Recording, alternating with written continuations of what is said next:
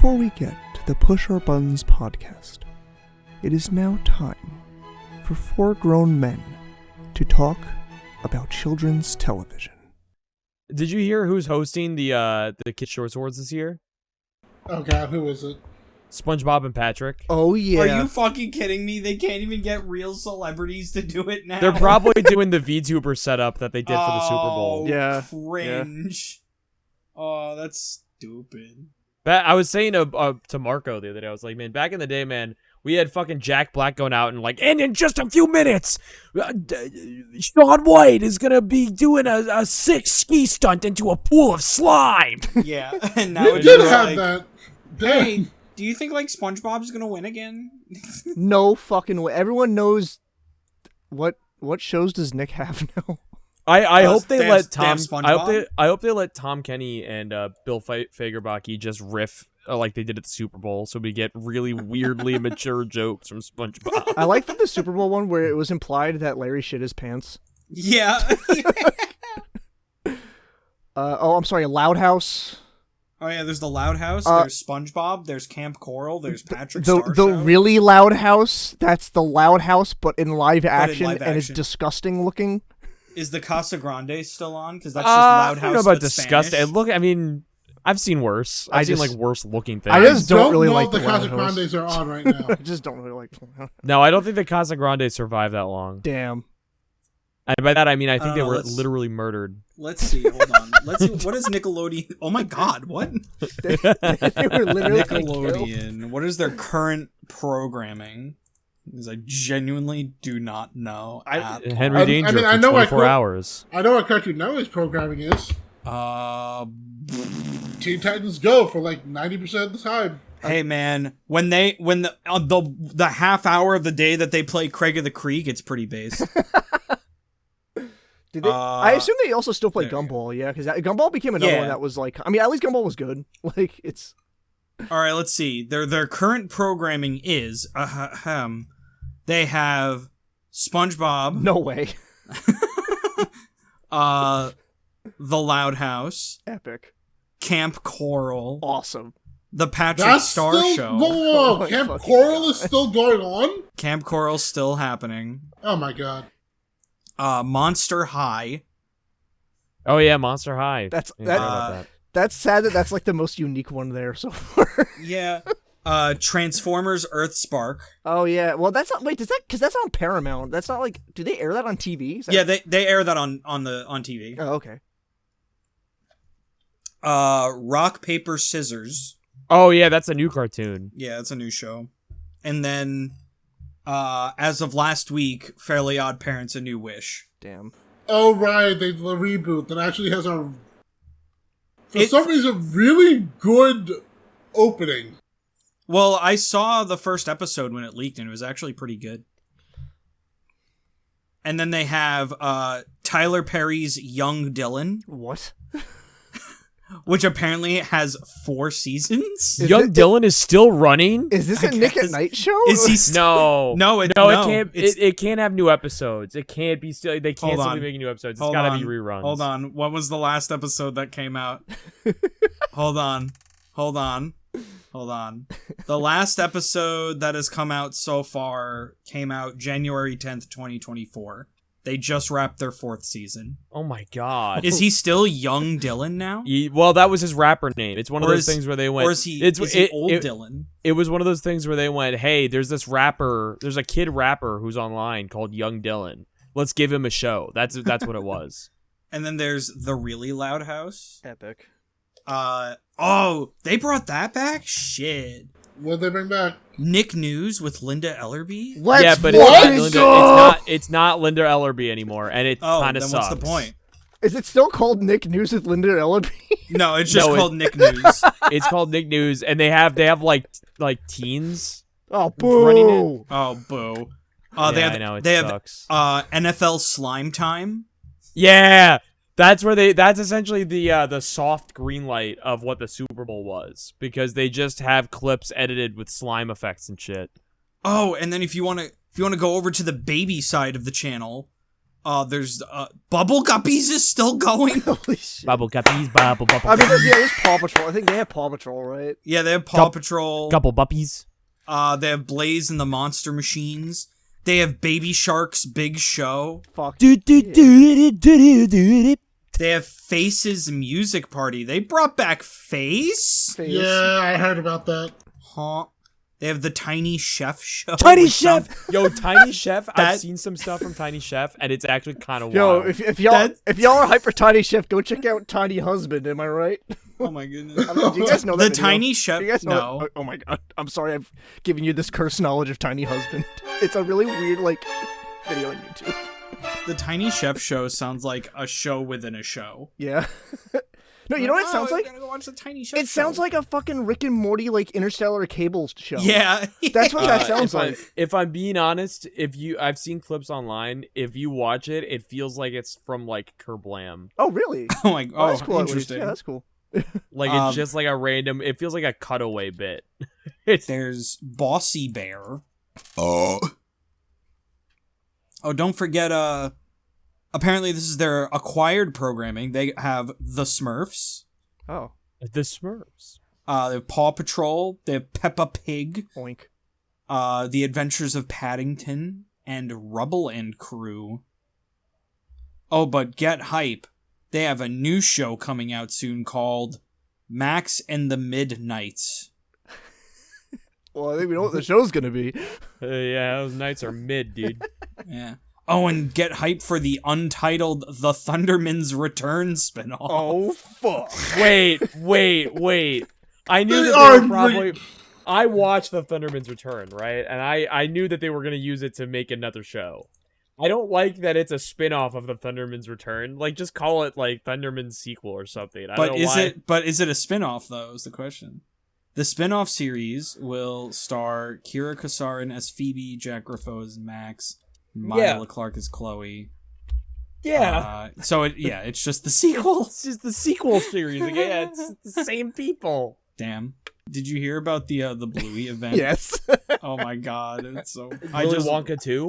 Yeah, basically, Yeah. it was some guy bought like a Bluey costume that like doesn't even cover his face, and it's like it's like a piece of it's like a plastic poncho basically. Dude, it was so a Bluey onesie that they got on yeah. Temu. Yeah, I saw the image. But, like, it's so funny the to thing me. is too, it's like how are parents just this dumb? Like I don't know. I kind of blame the parents a little on this. Yeah, too. at a certain point, you have to be like... But also, if the kid sees anything remotely related to it, the kid's gonna be like, "I want to name it." Like, they're I know. you know what I mean? I know. It's like, it kids really were depends on the crying at this one circumstance. apparently. Like, I would assume kids were crying at the Willy Wonka one too. oh yeah, I mean yeah, they got like half a cup of lemonade and a singular jelly bean. Yeah, I'd be. They also had to be faced with the trauma of the unknown. Oh god, don't bring him up. It's the unknown. That's the best thing out of that. That's like, I love the. What is that? It's the It's unknown. the unknown. like he asks first. The Unknown is generally such a strong Halloween costume contender this year. So funny, dude. All right, should we start? Hello, everyone. Welcome to the blow my cartridge. Oh my god, I haven't used that name in so long. Wow. I just got sent back to like 2015. The fucking blow my cartridge fucking call out, dude. Oh damn. Blow my Man, I'm too tired. Welcome everybody to the Push Our Buttons podcast. We have me, a Buzz, and we have other people here. Like, who are you?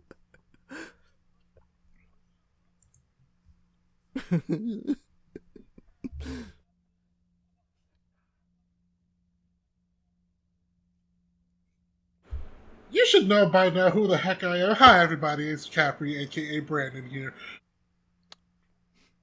Well, don't the other two just sit there and I say this every time. I say this every time. I wait for you all to go first. So then all right, I'll go. I'm the sum of all your fears. Well, I the unknown. I am not actually here. I am merely believed to be here, everyone sees me in their own way. But in this instance, yeah, I'm not. I don't exist. Hey, Lucas. Yeah. Is that a Sonic Frontiers The End reference? Is that a Sonic Frontiers The End reference?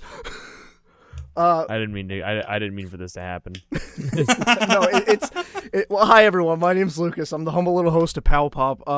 I have a bit going on my channel now it's happened consistently where like I'll be playing a game and like either like a moon comes into frame or something makes me think of the final, like the initial final boss for Frontiers. So I'll just go, is that a Sonic Frontiers The End reference? But yeah, hi everyone. It's me, Lucas from Pow Pop. I'm hanging out. I'm here.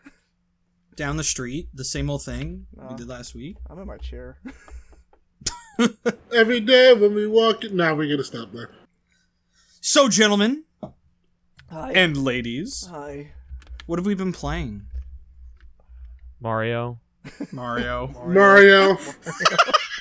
Yeah! We've all been playing Paper Mario, the Thousand Year Door remake. Yeah. Let's be honest. We've all been waiting for this game to come out ever since the horror that was the Origami King. Oh, and you guys are playing Thousand Year Door? I've been playing Sticker Star. Oh, shit. Why don't you start? Poor soul. No, But, of course I've yeah. been playing Thousand Year Door remake. What the fuck do I look I think we've all just been waiting for this Yeah. ever since, like, Origami King came out. Which, I will say, after going back to it again for a long time, it's not bad, but it's not good. Yeah, it's just like very like... It's there, and that's the most...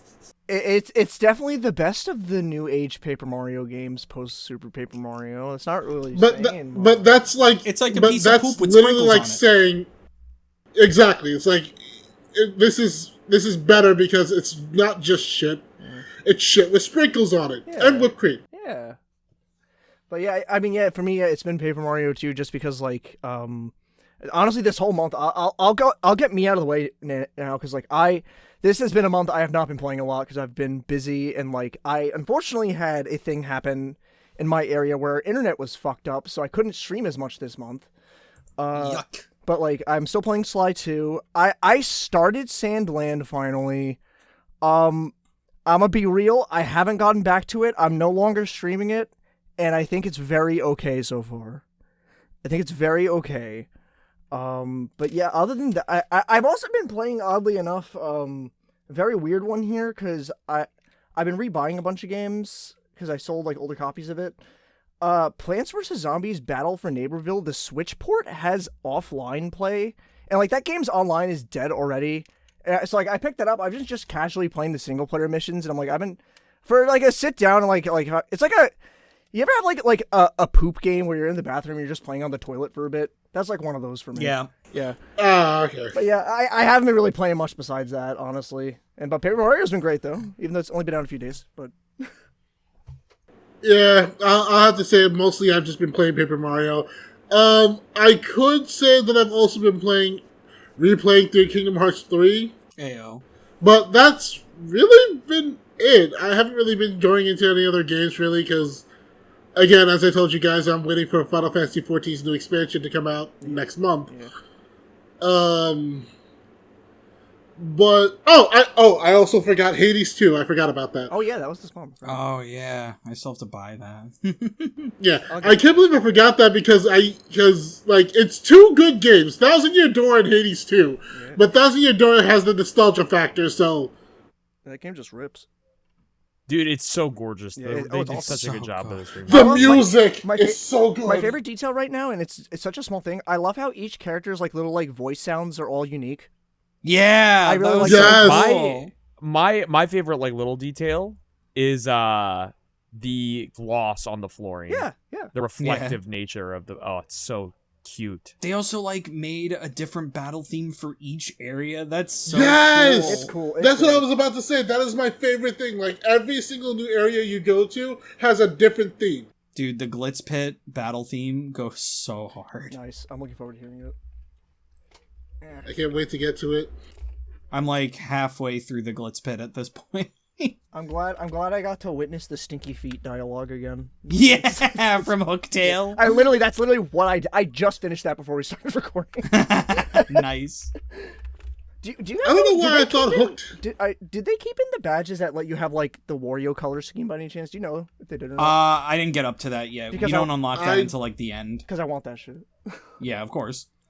Though what they did put in that's actually really cool is they have a badge in the game that lets you go back to the original GameCube soundtrack. I do know that. Yeah, that I do know. That is actually pretty cool. I need to make sure I get that.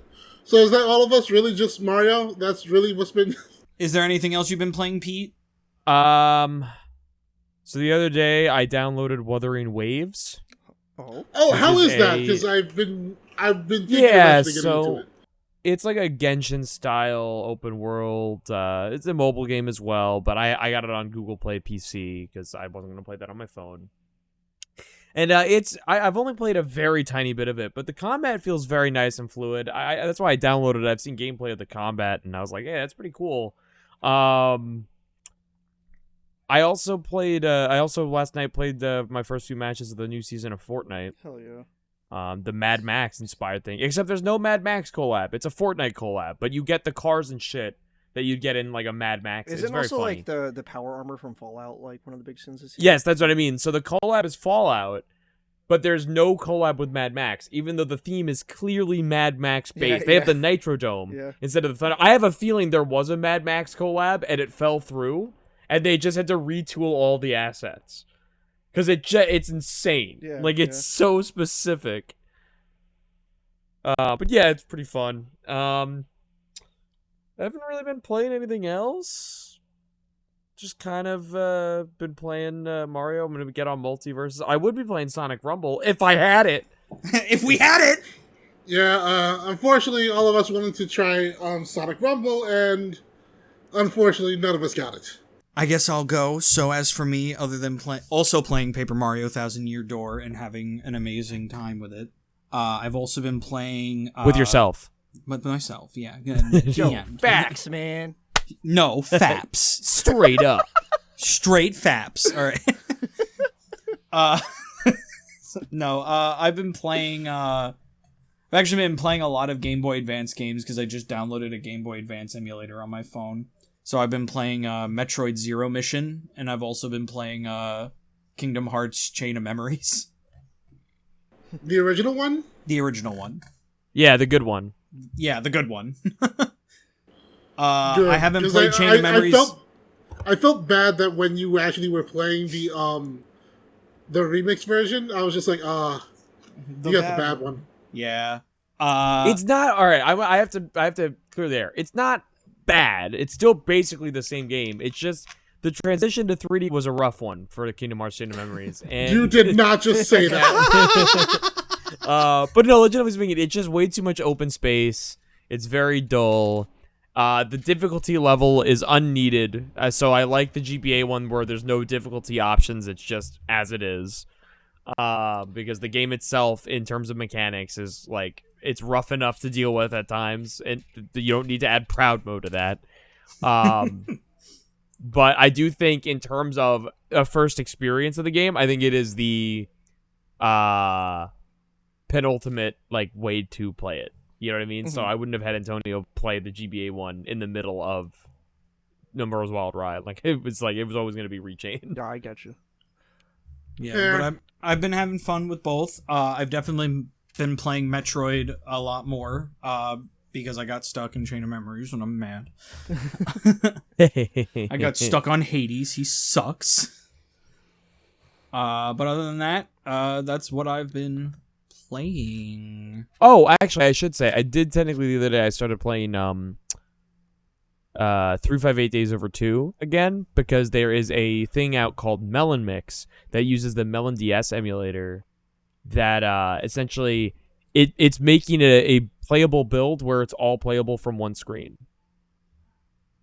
without the dual screen That's setup. cool. So it has Nice. a better screen resolution. It's very nice.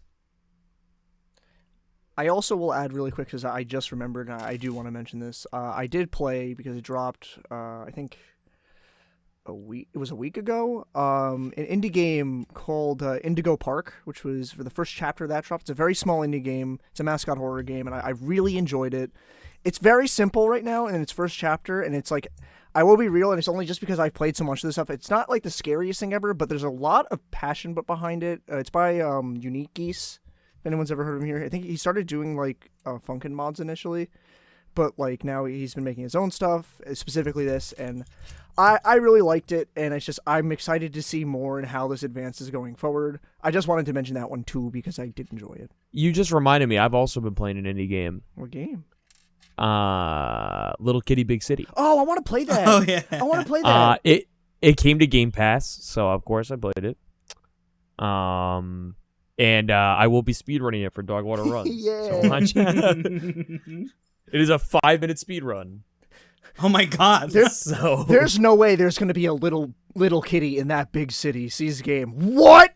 What? No way! It is pretty cute. Looks It's exactly really what you cute. expect. I want to play it.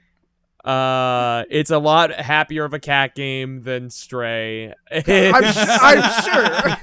Like, Well, that's not really hard to achieve. It's Stray if it was happy, you know. Brandon, you were saying something? Yeah, back to our little indie game, our indie horror game. Uh-huh. I have been seeing nothing but clips from it, Yeah.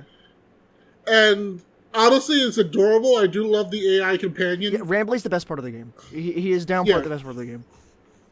My favorite thing from him so far is when, I don't know what it is, but you're getting chased. Oh, yeah. That's And then it's like, oh, there you are, buddy.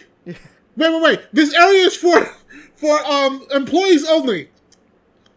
Welcome, new employee, because he sees you getting fucking chased. My favorite thing, and I'm just like, oh my god, that is so perfect. my favorite bit of the game is like genuinely like an intrigue thing too in the game too. Is that like there's one character. His name is was it? Is it I don't think it's Lyle. It's a lion. And for some reason, like, you go on a tour and Rambly's introducing you to all of his friends, but when the lion shows up, he just fucking hates him for some reason. And any collectibles you get of the lion, he just outright fucking hates him, and it's really, really funny. Yeah, it's fun. Yeah, I recommend it. It's short. Like, you know, it's like it's short, sweet, and free, so if you want to play it, like, it won't take that much of your time. It's very Portal inspired too, in a way. I'm also yeah. short, sweet, and free. Yeah. Oh my god. Oh. Oh my Yeah, god. you can catch him on, what's it called? Dualocity? Nevelocity? It's Nevelocity. Velocity. You can catch me on Nevelocity.com. I post some sick movie. I post Doctor Who episode reviews on there. What is it called? Duolingo? It's That's the fucking language thing. You can catch me making out with an owl on Duolingo. Who's caked up, and then his cake gets so big it spawns another owl. If you all remember that. And then after we make out, it tells me to finish my Korean lessons. Finish my homework. It goes, oh, that was great. Hey, did you finish that Japanese? Now, can you say everything can you say all that dirty talk to me in French? Oh, mon ami, that's square omelette de fromage. Shut the fuck. Is that cancelable? Did we get him? I don't know. No, making fun of the French is not cancelable. That's called being American. Oh my god. That is called being American, all right? I don't want to hear it. I can't wait to look at my demographics and see France just drop to 0. It's fine. I'm French Canadian. You can all fucking shut up. Anyway, on the subject of blatant racism, so we're talking about the Assassin's Creed problem. What a great God, segue. that was a great segue. And Listen, me and Bottles are a great duo. I serve, he spikes, man. I serve him some hot racism, and he spikes it down with a neat segue. He spikes it with a cease and desist. There you are. See you in court. anyway, we might as well hand it off to the person people are being racist about. Brandon. Oh my god. But yeah. Yeah, me. Listen, guys. I'm a marginalized. All right, I think we all need just like a moment to recover. We're getting a little too silly yeah, on this serious podcast. So they revealed the new Assassin's Creed, and it's based in Japan. And there's two characters, right? There's a samurai and a ninja. Thanks, guys. Okay. Yeah, all right. I'll continue from here. So basically what happened is that when we got it revealed about there was a samurai and the ninja, we found out that the samurai was black. Now, the second that happened, everyone got so... Not everyone, but, basically the people that usually get mad about any black person being in a video game. Yeah. Got so mad, going like, actually, it's not historically accurate to have a black person be a samurai. And then everybody and their mama, including the Japanese people, said, dude, that's Yasuke. The first and only African samurai that was literally close with Oda Nobunaga. Yeah. It's... Japanese people were like, this is a part of our history. We made sure Yasuke stayed in our history books. Yeah. So I don't know what you people are talking about. To me also, it's just like this is the hill you're gonna out your racism on. You're gonna out your racism on the historical accuracy of Assassin's Creed. They didn't just out their racism. They out their sexism too. Oh yeah, I'm sorry. Forgive me. Because literally, they're like, well, we don't have any Asian representation. I'm like, there's a fucking kunoichi in the front of the cover art box. Literally, front and center. Guess who she is? An Asian woman. I just like, this is the hill people are outing both their racism and sexism on, huh? The historical accuracy of Assassin's Creed, a game where the core plotline is your brain is transplanted into a past relative of a specific time period. No, this is also the game where the Pope was a fucking magical wizard that can teleport. That can teleport. This is also the same game where fucking George Washington used the Apple of Eden to fucking try and take over the world. It's so... You're telling me that didn't happen? Maybe we just don't remember. Maybe we don't remember it. I mean, are we part of the Assassins? Are we a part of the Templars? No, we don't know. We don't know what actually goes on in this fucked up society of ours. I just think the whole thing was just so like... It was such a circus to me, but at the same time, it's so unfortunately status quo for people to react like this to this shit because there's just so many terrible people. Like it's just, dude, it is insane to me. It's insane to me because it's like, I don't know, like, for all joking aside, I guess, I'm just kind of sick of literally anything and everything getting revealed as like a thing that's happening. And just the internet's knee-jerk reaction is, I hate that. I don't like it. Yeah, it's annoying. It's yucky, icky, disgusting. And like did we get a trailer? I think it was just a cinematic trailer. We got a cinematic trailer. We didn't get a gameplay trailer. Okay. So then, like, you don't even fucking know what the fucking game's like. So why are you that's hating what it people already? should be complaining about, is that we didn't get an actual gameplay trailer. We got just a cinematic. Like, not really. I'm joking, obviously, with that one. But like, no game, no life, dog. No game, no hype. That's the rules. Like, joking, but also kind of serious. I don't make the rules, dog. It's just like so dumb. Listen, all I had to do was watch as people were like, and it's not even just like it's not even just like one race of people that's doing it. It's fucking. You have like white people saying this. You have black people that seem to probably hate themselves saying this. Like, oh, they're adding Yasuke because he's black, and that it's like, oh, we could have had an Asian man. I'm like, and then it's like, you know what the funny thing is? If they did just add an Asian man, you know what you would have said? Why are y'all copying Ghost of Tsushima? Yeah. Like, I'm sorry that they decided to do something completely different, so that way it's not just Ghost of Tsushima 2, Electric Boogaloo. I just don't get it. At this point, it's just so dumb and just like so par for the course for these like fucking terrible people to be like this. At this point, like I know, like if I want to know if you're racist or sexist, I just gotta ask you. So, Assassin's Creed Shadows. What do you think of that? Brandon, you usually don't even have to now because people are just so outright about it. People are just so like they will do it themselves, and in this case specifically, where it's like you don't even have to ask; they just fucking do it. Like it's like, Yeah, I'll just find. It's like so. Did you say anything about Assassin's Creed Shadows on X? Well, yeah. Okay, let me look it up. Oh, you said it was a bad. It's a bad game because they put a black person in it. it's just like I don't like. What are we doing? It's 20. Man, I can't believe Assassin's Creed of all series gave us the fucking racism Turing test. Man, Basically. man, IGN is gonna be real sweating when it reviews this game. Listen, all I'm They're gonna gonna be like, say, it's a 7 out of 10 because oh shit, Man, it's so historically accurate. Oh, there's a lot of water. So I don't like it. The end. It's Japan. It's around. It's It's surrounded by on an water. island. It's on an island. Okay. Then he doesn't feel like a samurai. Why doesn't he feel like a samurai, IGN? What are you trying to say? What do you mean by that? It's like the Dubis. It's like the Dubis Goobis Confederate video. yeah. It's like the IGN's gonna be like the Key and Peele sketch where it's the internet browser history, and it's just the dripping sweat, just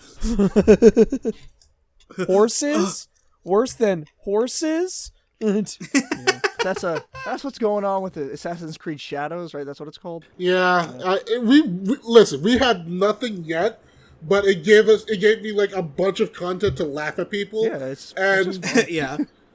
and I love the fact that it caused so much chaos to like the most fragilest of egos. Yeah. I'm actually going to talk about a famous YouTuber who made a stupid comment.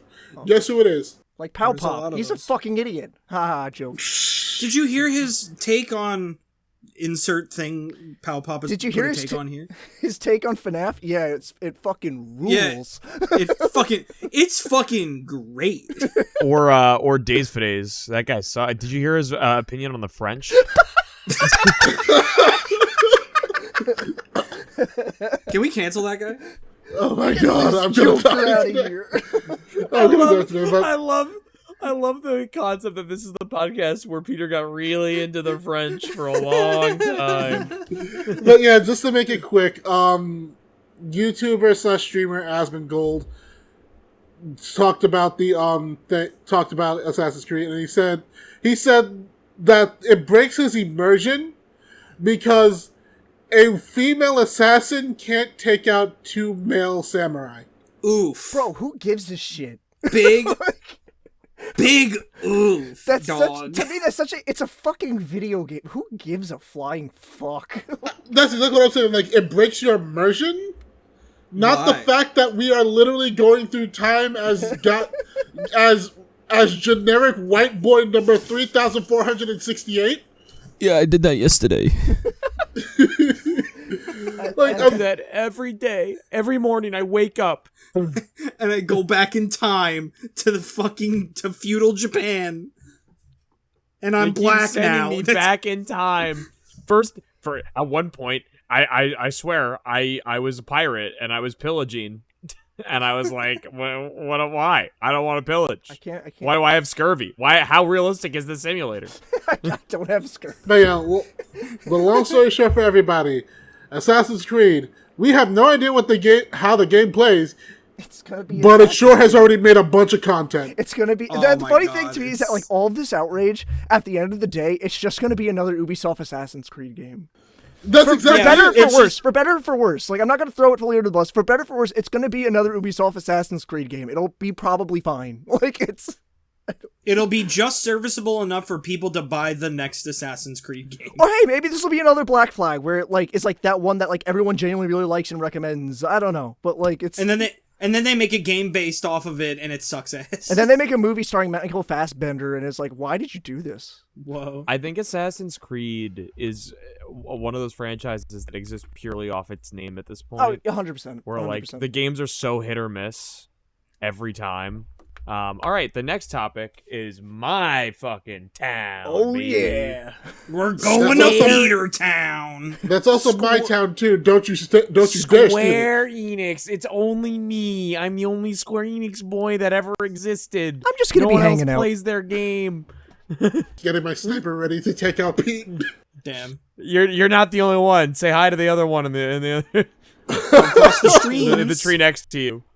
So It's Square Steve. Enix has been it's Steve. Steve's had enough of my shit. That's why he's not here. Locked on. Square Enix has decided to move away. I don't want to say fully move on yet, but they've decided to start making moves to move away from doing just PlayStation exclusives. The biggest of this announcement comes from the fact that they finally announced Kingdom Hearts Steam ports for Kingdom Hearts 1.5, 2.5, 2.8, and 3. And Carl Shu. They haven't announced a Steam port of Melody of Memory yet. That's funny. But I'm sure that's right around the corner.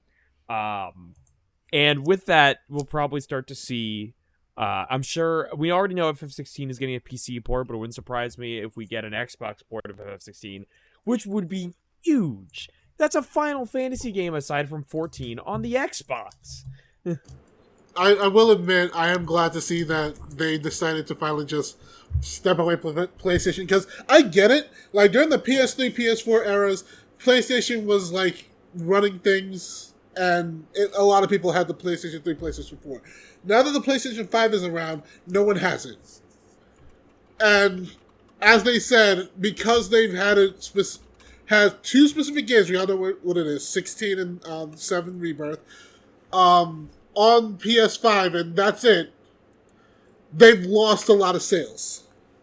Because no one can buy it. Oh, well, hold on. The exact thing that they've said is, it didn't hit our expectations. Here's the funny thing. It actually, the FF16 and Rebirth both did really well. Square Enix just has absurd expectations. I kind of That's figured like it was something like that. That's a fucking staple of Square Enix. Their expectations for their shit is like, they expected more out of Rebirth, and FF7 Rebirth did massive. Yeah. Because it would, because it's FF7, but for some reason they somehow expected more than the god tier that was FF7. They expected more because they thought that it was going to be the same type of thing when Final Fantasy VII Remake came out. But again, unfortunately, that was when it was for PS4 and... Wait, was PS5 out then? No, it wasn't. No, because Intergrade came out later. Intergrade came out with PS5. Yeah, so you had PS4, which, as I said, more people had PS4s than people have PS5s now. Yeah.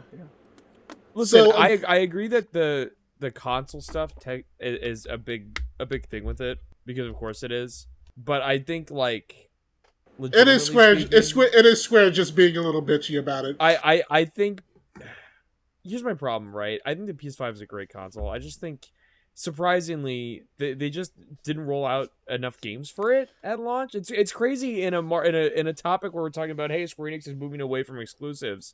I have to point out that I think PS5 should have more exclusives, only because it has like nothing in its library. No, but you're not wrong about that at all. But that's my thing, is that, like, I just think it's like, I hate, because I don't like the nature of exclusives, but it does yield reason to buy the specific console. I've always thought exclusives are important for a console. Like there's got to be a reason that you get one console over the other. Right. If you can only get one. And, like, it's a necessary the thing with means to the Sony, end. too, is that, like, their exclusives, again, it kind of comes down, like, I know this is kind of going a little off, but I'll branch back in a second.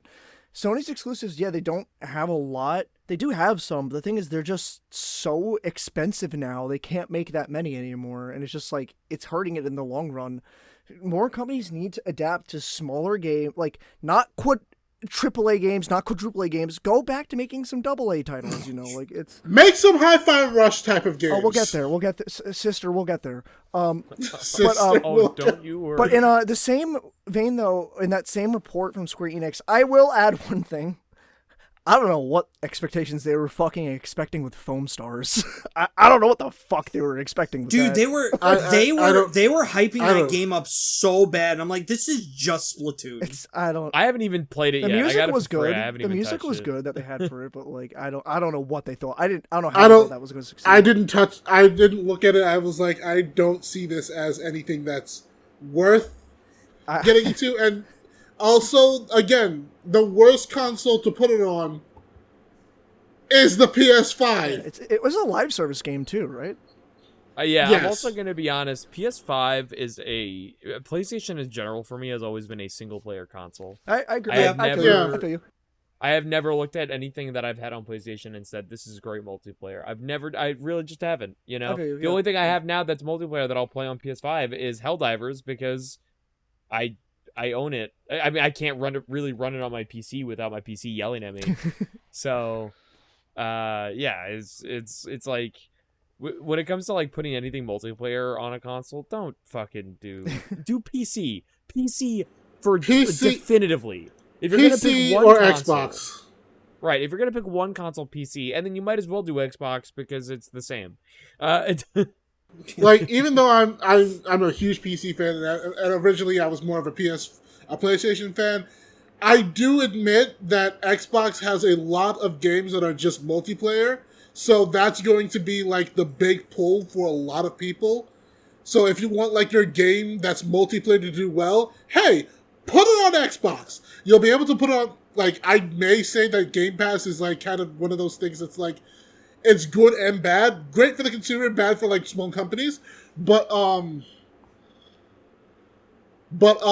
it's still a better way to get your game out there and people to talk about it than putting it on PlayStation. But nobody cares about that now. Yeah, I mean, PS5 is a good console. I said it before. I think it is a good console. I just think they just didn't roll out games right. It's like the Wii U. The Wii U wasn't inherently a shitty console. It didn't have a good launch. It didn't have the content. Yeah, And it's just no. with the PS5 too. It's just scary because it's like we really are pretty far into its lifespan now. Oh Like, yeah. Well, I think the pandemic really hit it. True. Yeah, of course. It existed at a bad time. Of course. The chip shortage didn't help it either. Yeah, that's very true. exactly. Like it did not have a good time existing. You know, I'm not gonna necessarily blame the duration. I mean, yes, the duration is crazy how long we've gone without that much content for it. But at the same time, it's like the timing is like I don't even remember 2 of those years. 2020, 2021 flew by. I got nothing. Yeah. They don't exist. But yeah, no, I think it's good that Square is moving away from PlayStation exclusives. I think we are still gonna see some initial releases on PlayStation. I don't think we're gonna start seeing multi-console release right out the gate. I think anything that's been designed for PlayStation is gonna come out on PlayStation first, and then they're gonna release shortly after.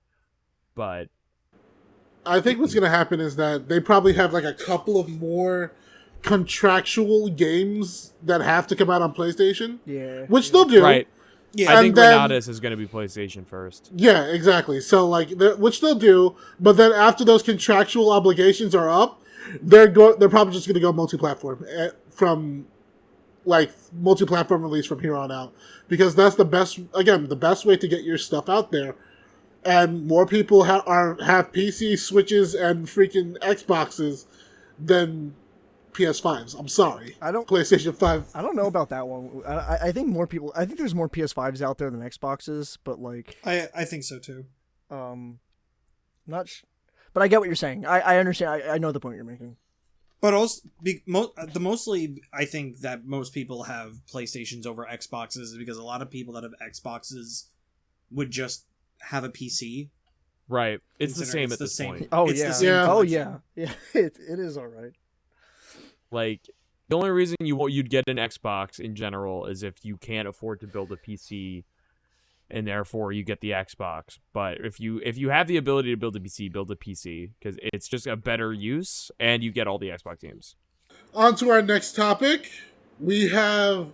Oh, right. Marvel Rivals had their, like, closed alpha test. Yeah, but I also didn't get it. I had no. I'm out of the loop with this one. All I saw was I am Doctor also out of Strange the make loop. teleporters, and when people walk out the entrance, they fucking fall off the cliff. It's dude. Some things never Yeah. change, man. It's Symmetra It's again. Symmetra all over again.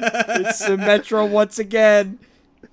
Bro, I was so happy to see it. I never thought I'd be happy to see fucking toxic Symmetra again.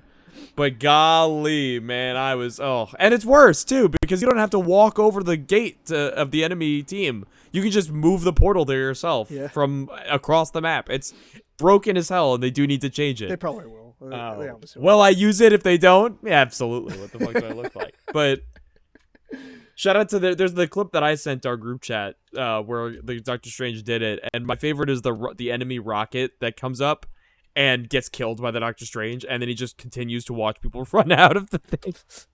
Yeah, the Rocket was smart, saved himself, and then it's just the Strange is like, no, I you just die. couldn't stand. Yeah, the rocket was smart, and then he just didn't have the power. Anyway, yeah, Marvel Rivals. Rivals? Divers. Welcome to Marvel Rivals. Marvel Riders Zero Welcome to Marvel Gravity? Divers. Zero Grab. Marvel Free Riders? Oh my god, on the Kinect. No, Marvel Rivals is a new hero shooter. In a similar vein to Overwatch. Yeah, I was about to say, and it's made a lot of Overwatch players angry. Yeah, because they're about to lose all of their fucking audience. Oh, way. Everyone's gonna leave Overwatch. Finally, the downfall. It's gone. The Overwatch killer. But yeah, basically, a lot of people are calling it that. I'm honestly saying that it's not going to be the Overwatch killer because Overwatch is already killing itself, so we're not even going to go. Yeah, Overwatch is the Overwatch killer. Yeah, You're not wrong. it's literally WoW all over again. WoW, everyone was like, "Oh, this is going to be the WoW killer." It's like, no, just wait for WoW to kill itself. Yeah, literally. Yeah, if Overwatch was so good, where's Overwatch 2? It's right there. What do you mean it's right there? All I see is the pile of trash. Oh. But yeah, a lot of Overwatch fans have been like saying, "Oh, it's not that good. It's a dead game. Oh, they're just copying Overwatch." It's like, first of all, if it's another game that's like Overwatch, that's a good thing because A, that's competition. We've had this problem before with freaking Marvel vs. Capcom. I don't want any game to be like any other game ever. Remember the last Overwatch killer, Paladins? That's still going, Yo, surprisingly. Remember the last Overwatch killer, Gundam Evolution? Oh, no, stop. That actually hurt. Stop! No, Lucas, It's already why you did dead! Lucas, why'd you have to say that, man? Nah, that actually hurt. that, man? Poor Camphor didn't deserve no. to be the last reveal in a dead game. That was fucked up. Yeah, no, Yeah. that was fucking. Camphor fucking Listen, rules. man. If I'm gonna say something right now, if you still want to play Gundam Evolution, private servers have been made. Oh, really? People have That's cool. found a way to make private servers. cool. So there, I don't have a link that I can post in this audio podcast, but you can find online a way to do a private server. You Gundam say that like there isn't a description. Yeah, but I'm not right gonna below post. the I'm video. not gonna have us post a random link to like some random article or whatever. Like, Why not? You don't want to help out the community? All right, You don't want to help out? all right. You're the reason why Gundam Evolution died! All right, here we go. If you guys want the link to the private Gundam Revolution servers, you get your parents' credit card. Give us the numbers on the front and the 3 wacky digits on the back, as well as the expiration date. Wait, hold on. This is my channel. I can get in trouble for this. I'm just please get your parents' permission before going to gcn.com. GCN.com. For all intents and purposes, we have to say this is a joke. yes, of course it is. For legal reasons, that's a joke. For legal reasons, that's a joke. You can still tell me the 3 wacky numbers on the back. Just don't tell me the ones on the front. I'll have fun. It'll be if you're feeling a little gossipy, you know. If you're feeling a little frisky, you know? You're having like a good time. But yeah, as I said, a lot of people were getting angry about it, saying that it was not that good. But I've seen gameplay of it. It actually looks decent. The biggest problem with it was the contract for people that got into the alpha test for content creators that said they couldn't say anything negative about it. Oh. And then they said that they were going to change it. But here's the funny thing. I don't see anything negative to say. My thing I've is watched like, the gameplay with the I watched someone stream it muted. I had them muted. So I only saw gameplay. And let me tell you, what I saw was raw. All right. Yeah, it Like seems fine. from what I see, it looks fun. Like, are there going to be like little things that are going to be a problem? Yes. What they probably meant to say was like, don't say it's dog shit. Listen, Which like some people would actually say just to be trolls. when I said before, with the clip of Strange being toxic with the portals, that some things never change. Some things never change is true.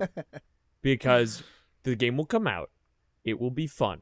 We will all pick our heroes. We will all load in together. We will all go, let's go fuck some people up. We will have our funny memes. A year later, I'm the only one playing it for a full year. I'm out here in the wilderness. Then another year after that, I get some friends back on. We're all playing it. Except now, every other match is, why the fuck are you playing Iron Man? Bro, he fucking sucks. He's not in the meta. Dude, we're bronze. No, it doesn't matter. Then another year later, I'm barely playing the game now. But every now and then I play ranked, and I hate it every single time. And then the next year later, I've uninstalled the game. No, it should be like, why are you playing Iron Man? War Machine is way better. And in between all of that, they're going to nerf Mercy and buff Bastion. I hate it. I hate it. Bastion Bros, rise the fuck up. I will say that they did one thing that I'm glad that they didn't do that Overwatch did do. A character like Mercy doesn't exist. A healer? No, there are healers. But okay, so Mercy has this whole entire thing where she can either, go ahead and heal one specific person or amp up one specific person. Uh-huh. And unfortunately, that has been bad for the game because it makes it so that way there's like basically a hyper carry on one team and there's nothing you can do about it. Because that person is either getting continuously healed or continuously damage boosted. So it just kind of makes it cheap. Yeah. So Brandon, what you're saying is you should have been Mercy. Should have picked any kind of support. I'm not gonna be any kind of support, even though I'm a support man. I'm already Tracer. What about Widowmaker? I'm already Widowmaker. Already Bastion. Nerf Bastion. Bastion. Are we just going to sing the whole song now? No, I don't remember. Maybe. Nah. But yeah, that's come and gone. A lot of people have enjoyed the game. I can't believe I can't believe Hulk is Diva. Wait, really? No, yeah, he actually is, because his whole entire thing is he starts off as Bruce Banner and is like this small guy with a gun. As he goes along and ults, he gets to become Hulk. That's actually cool. That's really cool. Which then changes his, gameplay, Yeah. and he becomes like, the regular tank. Once he dies, he goes back to Bruce Banner. Yeah, that is literally just Diva, basically. But someone made the edit of the Diva pose with like the peace sign with the taking a selfie, but it's the Hulk. That's great. Very funny. Which, I'm all for it. Like, in all honesty, I think it looks like a really good game. The gameplay looks solid. All the characters are very unique. Hell, Spider-Man is going to be like the hardest character that's going to be to play in that game, but so many people are going to try to master him. Yeah. I mean, it's just fucking Spider-Man. Spider-Man is just like everybody's default. I can't believe that you can actually web swing and run on walls. Like that's that's for a pretty game crazy. like this is crazy. No, you know what I'm surprised about? That fucking Loki is a fucking support. Like, out of all the things that he can be, like, a damage dealer, a tank, anything like that, he's an actual support who then can transform into other characters. Some would say after Loki Season 2, he's the ultimate support. Is he like Spy from TF2? A little bit. Yeah. Yeah. Well, his ultimate is changing into characters. Oh, that's his ultimate. Okay, because I loved playing Spy in TF2. So I was just you said that I'm like, hello. So then, what do we have next on the docket? Helldivers drama. Oh, gross! I'm not gonna lie. This story, if this is the story, I'm pretty sure you're talking about. The final result of this story is kind of baller as fuck. But would you like to explain, Brandon? Gladly, because this is like the big thing that I was following at the beginning of the the end of last month, beginning of this it's definitely month. this. Okay, go. So everyone knows about this whole entire thing where basically Helldivers 2, everyone loved it, everyone was enjoying it, people were playing the game. It was like a surprise enjoying smash themselves. hit. Like, don't get me wrong, I was even playing it, I was enjoying it, I was literally telling people, it's a great game, give it a shot. And then, one day, last month, PlayStation said, hey, so we're going to force everyone to make a PlayStation Network account to play the game. I was like, why would you do that? Well, Now, granted... now hold on. Yeah. It was supposed to be that from the start, right? It was supposed to be that from the start, and at the beginning, you could make a PSN account and link it, but you had the option to skip it. So instead of being able to skip it, you now have to actually go ahead and create the account. Now, there were people who were saying like they don't want to create the account because that's another account that they have to keep track of. I personally just don't trust PlayStation Network. I already had an account, so I used to, but I deleted it because unfortunately my account got compromised in one of those major hacks. Oh, damn. no. hate to see it. Yeah. So I deleted it, and then I've never had it ever since. So like people were saying like if you're doing it for security reasons, you're just lying. It's like, no, because here's the thing. You could say like, oh, well, this company had like hacks and everything like that, but no company has in one day had 77 million accounts affected. Yeah, that's crazy. I also just want to point out, aside from the PlayStation side of it, Sony is like the most hacks under their belt. Yeah. This is true. Exactly. You know how many fucking movie leaks we've had? Do you remember the fucking the time when like the PlayStation Network got shut down for like a couple months because of the fucking leak? Yeah, you got free games out of it. It was like Sony is literally like, it's not even just PlayStation. Sony just doesn't have good security. I feel like I could walk into Sony and go, "Hey man, what's the next movie? What's the next movie coming out? Oh, Amazing Spider-Man 3 with Andrew Garfield. That's crazy, dog. When's that coming Might out? have I posted online? Yeah, might have I posted online? By the way, what's the next PlayStation exclusive that's going to be coming out that you haven't announced yet? Ape Escape 4, please. Go on, sorry. SSX Tricky. SSX Tricky remake? the show. It's like, great. Do you have an idea when it's going to be coming out? Oh, it's going to be coming out in next year in April. Perfect. Thank you. As you're like actively typing. My favorite thing. My main thing with it was not like if you're doing it for security reasons, you're lying. Like, I just didn't like the people that got mad on Twitter and went, "Hey, I just don't want to make another account. This is stupid. I shouldn't have to," type of thing. Not mentioning at all about security stuff. And I'm like, the real problem was the region locking. Yeah. I was about to get to that. Yeah. The major problem that everyone found out about was that there were over 170 different countries that could not make a PlayStation Network account because making it in those countries is banned. Damn. And guess what? Helldivers 2 was sold to every single one of those countries. Of course it was. Because they didn't think. So when people found this out, people got even more outraged for, an actual good reason. Yeah. And then people were like saying, like, no, we're not going to be playing the game. We're going to massively downvote the game. Because how are you going to take these people's money and then force them to make an account that they can't make? Oh, and by the way, you can't use a VPN or else that's against their terms of service, and your account will be permabanned. Yep. Permabanned. And I want to just add really quick here because like I definitely, when this story first broke, I underplayed it a little bit because I didn't actually even think of the ramifications of that. But yeah, once like the region stuff came out, I was like, oh no, this is actually an issue. It's like, all right, no, it's okay because not only did you not know, but like the people who worked on Helldivers did not know. Yeah, I remember hearing about that too. One of the social media managers for Helldivers was basically trying to like defend the game because people were going after, the company that made Helldivers, not Sony. And then the CEO of that company said, please don't go after my employees because this was not our call. This was all Sony.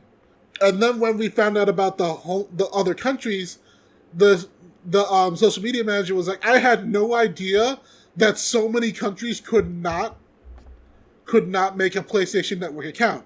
I thought people were just being rude. I'm sorry, I messed up. Yeah. So if you're going to downvote it. We will support that decision. Which, first of all, kudos to that man for saying that he made a mistake, didn't know everything, and acted off of his own emotions. Yeah, that's more so than you could say for most executives. Yeah. Exactly. That's a man that saw the problem, found out about the problem later, and then was like, oh, wait, this is a problem. We need to support this right away. Yeah. So as this was all going on, people were downvoting it. Many YouTubers, streamers were all saying like, don't play the game anymore, uninstall it, ask for a refund. Sony finally decided we're not going through with it. Can I add something to this, Brandon?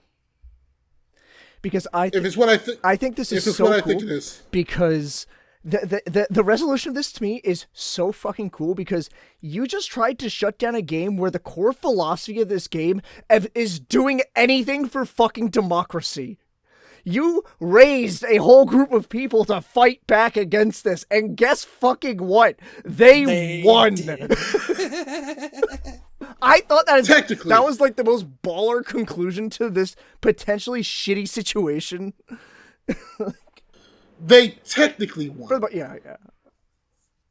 Because, unfortunately, there's still a problem. I don't know if this has been fixed yet, but since that whole entire thing where they announced that they're not going through with it, Sony told Steam to delete the game from all of those countries. Oh, ew. And ever since they made that announcement, I do not know if they put them back in those countries. Yeah, that definitely sucks if that's the case. That's icky. So those people out there who are like, well, yeah, it's still a good game and blah, blah, blah. It's like, we still have a problem because those people in those countries still don't have the ability to play the game anymore. Yeah, so it's like, deleted off of their Steams. It's pretty much the same result, just different means. And it's like, why? Why would you want less money? So we have all of that going on. So I don't know if it's actually been resolved and those countries can actually go ahead and get the game again to this day. But if they still can't, I'm still not playing the game. Alright, I'm sorry, but I love the people that made the game. Like the actual company that made the game, I love them. They interact with they interact with the public.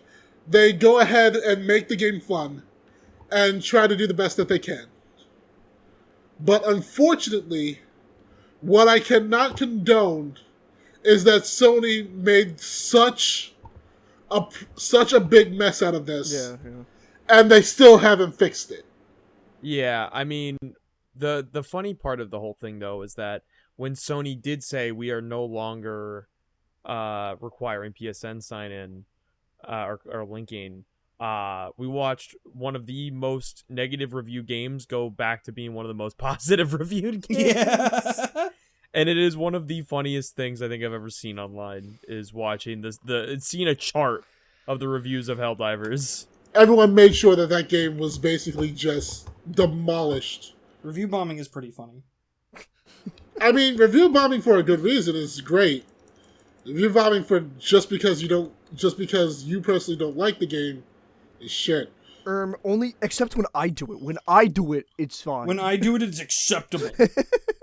Because I'm the pantheon of gaming criticism. Yeah. Me, Bottles, the Kirby guy. And everyone else, me, Lucas, FNAF guy, are peons to me.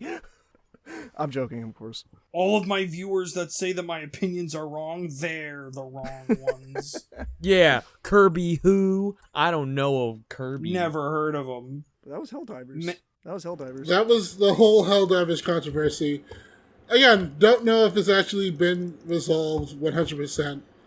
But if it has, great. If not, Sony, you got some explaining to do, and honestly, fuck off. Sony. Yeah, and while you're explaining that one, Sony, could you explain the Uncharted movie to me? I don't know why you did that. Why did you do that? That movie sucks cock. I was so not prepared for that.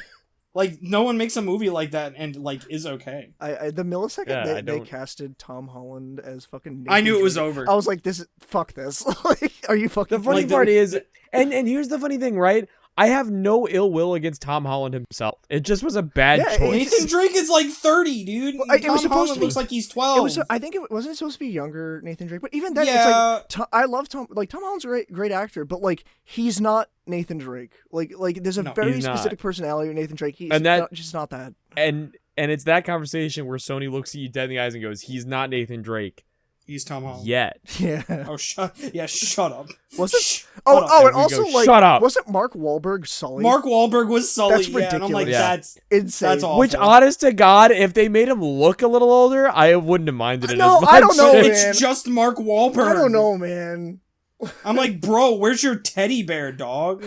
Where's your teddy? But you say that, but the TED Oh, show the TED is show's really so good. fucking The funny. TED show's great. It's so fucking funny. At least from the clips I've seen, I have to watch the whole thing. I can't. They got him. What do you mean they got him? God, What do you mean? I really liked him too. Really good guy. Showed his Dunkaroos. that joke, it was that joke and the apple pie joke is what sold me on that fucking show. It was there's another bit that I really love where it's the dad being like, "I can't tell you. I can't tell you what I did. You guys wouldn't understand. What do you mean? Just tell us. Just I can't do it. Just tell us. I jerked off a dog." What the fuck? What the fuck? Fucking love And the it, dude. It's context so of the it's Putting that out too. it's like people are like, "Man, Seth MacFarlane shouldn't have stopped writing for Family Guy," and I went, "No, I'm glad he did because we got this." Because it's like the reason why he even brings that up is because he didn't want to get knocked out at the hospital because he was concerned he would blurt that out in front of fucking a bunch of doctors. I think it's time we move on to our next topic. Okay. And ladies and gentlemen, Ladies and gentlemen. it's time for Lucas to headline a topic because Oh, this became man. this was a very close one to me. So 2 weeks ago it was posted on May 7th, 9:17 a.m. Microsoft announced they closed down multiple studios that were under Bethesda's wing. The two specific ones were ARKANE Austin, who produced Redfall, which, as everyone knows, Redfall was a genuine failure because that wasn't the game ARKANE Austin wanted to make. They were forced to make that game the way it was. Did I think if they made their game the way they wanted to, it would have been amazing? I don't know. But like, I would rather make the game. We'll never know at this point. We'll never know at this point because they're gone. But the one that is point of contention to me and why I want to headline and talk about this and whine about this for a bit is they also shut down Tango Gameworks. For those who don't know, I've made it very clear on this podcast, and you probably know in general, Tango Gameworks last year released Hi-Fi Rush. It was a 3D rhythm brawler game that was universally praised. It was probably the best game Xbox published last year. And And it was Can I shadow. just say- It was shadow dropped. I was about to say. Yep. I was about to say there was no commercials for it, no hype for it. It was What's just. By the way, the game is here, and it's you can play it now. And Have It's also fun. crazy because it's not like an established franchise. it's a brand new No, game. it's not. It is brand new everything. It is what the game industry has been lacking for so long. And that game hit such a fucking chord and spark for me of being like, shit, if this is what we're getting right now, God, what the fuck is going to come next? Well, don't worry. They within a year, they've shut down that studio, Tango Gameworks, which, by the way, Tango Gameworks also made some pretty great games prior, even within 1 and 2, and I haven't played a lot of it, but Ghostwire Tokyo is pretty sick, too. So that was their reward for the hard work they put into that game. That's very clearly a passion project and very clearly like made from a place of people wanting to make just a good game. And it's funny. It's funny because I believe it was a day later. Yes, it was a day later. I have all these articles up, by the way. Microsoft had a meeting from Matt Booty. That's his name, by the way. Head of Xbox Game Studios. He held a town hall to discuss the division's future goals, quoting, we need smaller games that give us prestige and awards.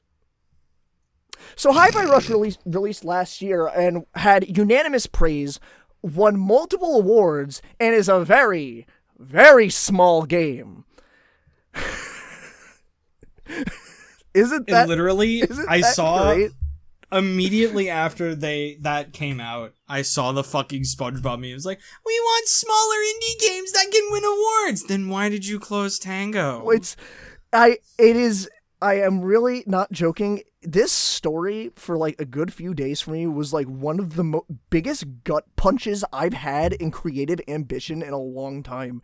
You like, whether or not you like loved Hi-Fi Rush, it's fine if you didn't, but like, you can't argue this is like one of the most unique games that's come out in years, and it succeeded. People fucking loved it. But because you released it on Game Pass, your reasoning was that, oh, it didn't make its sales numbers. And I'm like, are you fucking kidding me? So what are the metrics on Game Pass then? What are the metrics on success for Game Pass at the bare minimum here? What the fuck are we doing? Yeah, it's like if you aren't even gonna take Game Pass into account of like how successful like sales are, like if you don't even take into account like, you know, like downloads, I guess, or like streams or whatever, then what the fuck? Why are you pushing Game Pass? It was like so the top much? of Game Pass for like a good few months too. Like it was consistently on top. Yeah.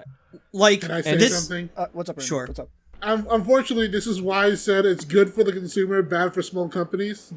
Because Hi-Fi Rush is exactly the reason why I kept on saying it. Like, you have these games that come out that have the potential to make these companies millions of dollars in sales.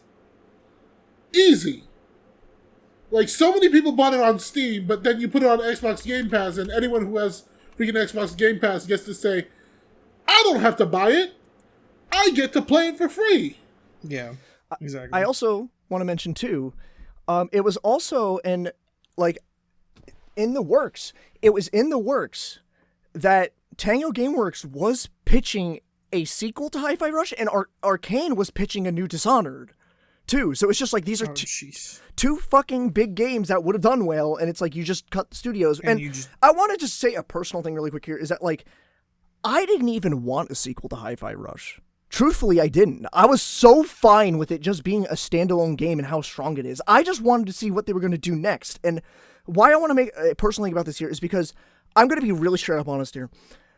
I was one of those people who has really been, in a way, rooting for Microsoft and Xbox to pull through and really prove me wrong. Prove me wrong that you're going to make new games that aren't Forza, that aren't Gears, that aren't shitty 343 Halo. And when Hi-Fi Rush came out, that was like one of the biggest, like, we might actually have something here. But it doesn't matter now, because within a year, Tango is fucking gone, and guess we're going to get another Gears, another Forza, more shitty 343 Halo. It's great. So I'm done with Microsoft. I'm done with Xbox. I give up. 90% of my library I can have on other consoles. I'm done. Like, I give up. And also, one thing I want to add to this, too. I don't know if you guys heard this, because this was a story just from a few days ago. So, Microsoft, they're all the reasonings for shutting down Tango and ARKANE and all that. On May 16th, Activision opens a new studio tasked with creating narrative-based AAA franchise. Who owns Activision now? Yeah. Microsoft. Interesting detail there. That's really cool. I'm really happy about that. Anyway. Also, I'm not sure if I heard this right from a friend of mine before I came in here to actually do the podcast, but aren't they also looking to try and buy Steam? Oh, I saw that recently. I'm like, are you fucking high? You're not getting Steam. There's no chance. I did see Gaben's that. not selling shit. Gaben makes way too much fucking money off of Steam to ever want to sell that shit. Gabe is not giving that shit up. No fucking way. Gaben is gonna walk into the Microsoft office and come in their vent system. What the fuck? All right, that's how little he cares, dude. When I heard that, I'm just like, you just bought Blizzard Activision, and you just cut a bunch of companies. Don't you think you should work on what you just got? Also, again, Blizzard is failing. as a whole. Yeah. Yeah. Every single game that they have out right now is doing okay, but in terms of what Blizzard quality is supposed to be, it's shit. To add on to that, it's like all that's been coming out in the news about Microsoft right now is how they acquire a bunch of studios and then close half of them. So who in the fuck is going to allow themselves to get acquired by Microsoft now? Remember when Microsoft said they wanted to buy Nintendo? Yeah. Okay. Dude, I laughed hysterically because I'm like, Nintendo could buy you 30 times over. The greatest shit, right, is that Toys for Bob saw the writing on the wall. They fucking did, because they got bought out by Xbox after they were laid off by Activision. Yeah. And then like a week later left. Yeah. And just became indie. And it's like, and this is why. But because I do think that, like, not that it'll bite them in the butt, but I do feel like maybe they after, because I think it's very implied Spyro 4 is happening, right? It's pretty much I feel like confirmed after that they probably won't be able to use those franchises anymore. But like it's up in the air though, because I think Toys for Bob has the rights to Crash and Spyro. Oh. I thought Activision did. I think Activision gave it to them. Oh, all right. Then if that's the case, then I don't think that would be an issue. Yeah, but then again, Crash and Spyro having a rough fucking development history. Tell me something else that I don't know. But yeah, that's what happened. My God. With Microsoft and Tango Gameworks. And again, as someone who was a really big fan of Hi-Fi Rush, it was my favorite game last year. It is one of my favorite games of all time now. And who unfortunately also received official merch he bought from the Bethesda store the day of the announcement. Great feeling. Awesome feeling. Yeah, I just like to picture Lucas in like full hi-fi merch, like the shirt, he's got a balloon, he's got a mug, he's got a hat, and he's like, I'm so excited for some hi-fi news. Yeah. And he hears that, and he just and the balloon deflates. But it sucks. It really just, and seeing the fallout from like the people who were part of Tango and made Hi-Fi was so fucking sad. Because one of like the I forget who it was, one of the Japanese directors for Hi-Fi Rush, he literally said this wasn't enough prestige, and he showed all of the awards Hi-Fi Rush won. Like, yeah, it's insane. It's so fucking disheartening. It just sucks. It really, like, as terrible as everything was, but like seeing the narrative play out day by day, right? Like, it almost feels like a joke. It does. It feels like what do you have to do to succeed? Like, it doesn't make sense. None of it makes sense. It's not even that. It's like, how do you literally close down the studio that made an indie game that was nominated for Game of the Year awards and did receive a lot of awards from like lesser known awards, but things. still valid award things. Like, yeah, still valid, of course, but like, you know, it's not like the Game Awards, you know what I mean? But even then, they got nominated for stuff in the Game Awards, and they won in the Game Awards, I think, for sound design. If I'm correct, it was sound design. Yes, I believe it was either sound or art. No, it was sound. It was sound design. It definitely was. You're right. Yeah. But either way, like. And then they close that studio down, and then like a day later, they ask for the exact thing that Tango gave them. How is this not a joke? Yeah, it's like, how the fuck do you not see this disconnect? How did what is it? Was it Matt Booty? Was that his name? Yeah. How the fuck did Matt Booty, the head of Xbox Game Studios, not know they shut down Tango Gameworks and then went on stage to be like, we need smaller games with prestige and awards? It literally, it feels like the real life version of that Eric Andre meme. Which one? Where he like shoots Hannibal and is like, who could have done this? I wish there was like a skit that someone's puts up. It's like, we need more games that will give us more prestige, but they're smaller in scope. Someone goes up on the stage, you know, we just closed down Tango Gameworks, right? Who? Yeah. Tango Gameworks. They closed down a second studio. It's like, what? Who's Tango Gameworks? They're the people who made Hi-Fi Rush. Hi-Fi Rush. Second studio. Wait, you mean the one that actually won freaking awards? Yeah, yes. And we closed them down. Yeah. Yes. When? Yesterday. Why? Who the hell said this? I have a question. You okay? Why? You, sir. Peter, question. Yeah. What's your question? Oh, yeah. Why? Oh, okay. I'm sorry. I thought you were asking a legitimate question. No. I was referencing an old video I made. I'm sorry. Oh my god, I love that. But at the end of it all, obviously, it's all unfortunately said and done now. I really genuinely hope they get booze at their upcoming events. I really think they genuinely deserve it. Dude, What you know? What I want to happen? I mean, mind you, the official Microsoft one probably is all people they know will slop up whatever they fucking drop. But like, yeah. No, at what like I- Summer what I Games want Fest to or happen- something where it's like universal. I hope they get fucking like. Yeah, dogged I hope for they it. get booed. Yeah, dude. Like, legit. No, Dude, but I hope they get booed like Jerry Seinfeld at that commencement speech. what I want to happen is like you know how everyone now has their own like copyrighted Nintendo Direct. Yeah. I want them to have that for Xbox, and then for everyone in the chat to say, "So, Hi-Fi Rush 2, when is that coming out? Where's Tango? It's just like Justice for Tango. What happened to Tango?" the one last thing I will say with all this is just that like it's weird to say this now considering they shut down Tango, but like if you haven't played Hi-Fi Rush, you really should give it a chance. If you can get it on sale or something, because I don't know like the whole financial if you buy it now or do they get any cut of it. Like I don't know, but like it was such a good fucking game, and it's such a goddamn shame. It's such a goddamn shame because again, like I said, I didn't need a sequel. I wasn't even expecting a sequel.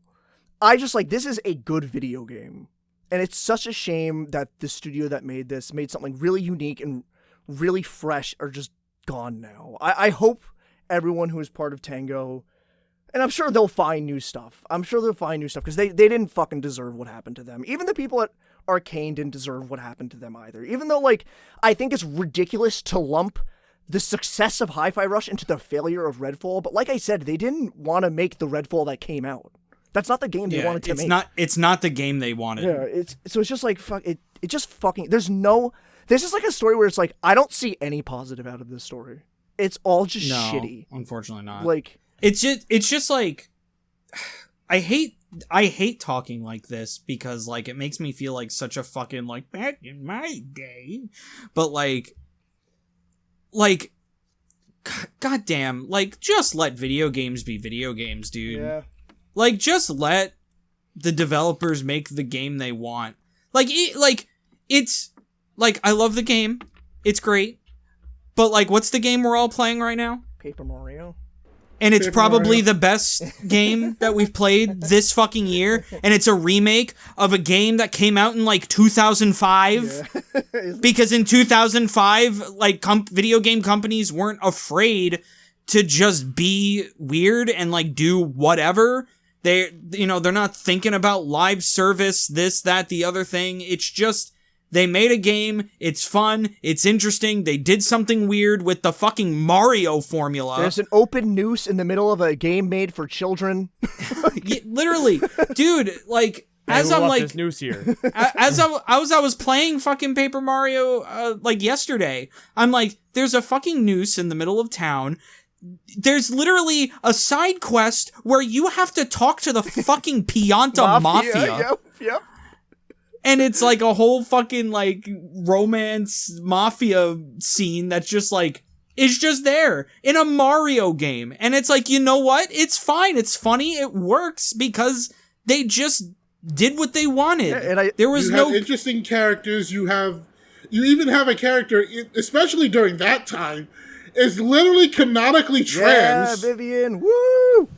it's just like even like established franchises back when we were younger were so ready to just fucking do anything. Yeah, you know what yeah. I mean? They were willing to just send it. They literally said, "What if?" and then said, "Yes." And you know, like sometimes it worked. Yeah. Sometimes there would be it didn't. stinkers every now and then, you know. But like, I felt like there was more like love at least put into it. But like, it's. I even started to notice, like, to bring this back to my content. I even start to notice with like the Kirby retrospective, I had so much more to say about older Kirby games than I did the newer ones, because by the time I got to the newer ones, pretty much up in like anything between Kirby Triple Deluxe and like Kirby from Kirby Triple Deluxe to Star Allies, because Kirby in the Forgotten Land was that like weird we'll do whatever fucking thing we want thing that I've been talking about. But like between those two games, those couple of games, I'm just like, I don't have anything to say, because these games are just, what do you think of when you think of a Kirby game? It's just get through the level, collect the things, and then beat the bosses, and like that's all it was. And like those games are good, don't get me wrong, but I don't have anything to say about it, because it's just, yep, it's a Kirby game. I honestly do agree with you on that, because even I'll say this even for like games franchises that I love, like, you know, Lucas, I'm gonna invoke the P word. Uh-oh. You're gonna invoke the P word during the Hi-Fi Rush segment? Yeah, are you just asking for Lucas to shoot himself? Go, it's fine. I'm goofing. No, but it's in the same vein of like, you look at like the old Pokemon okay, yeah, games, well, this is fine. There's This so much to say about it, and then with what they wanted to do and what they said, you know what?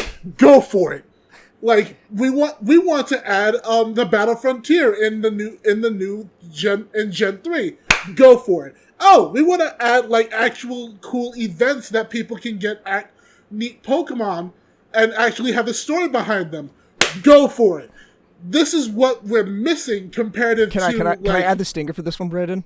Go ahead. To get the full game of Scarlet and Violet, you have to pay $90, and it looks worse than a PS3 game. And that's generous. PS3 is generous. It also runs worse than a PS3 game. That too. Best Pokemon game. Best Pokemon game that's out now. Yeah. But, like, as I said, like, when it comes down to it, like, games should not just be serviceable. It shouldn't just kind of work, or it has problems, but they put the day one patch in. Yeah.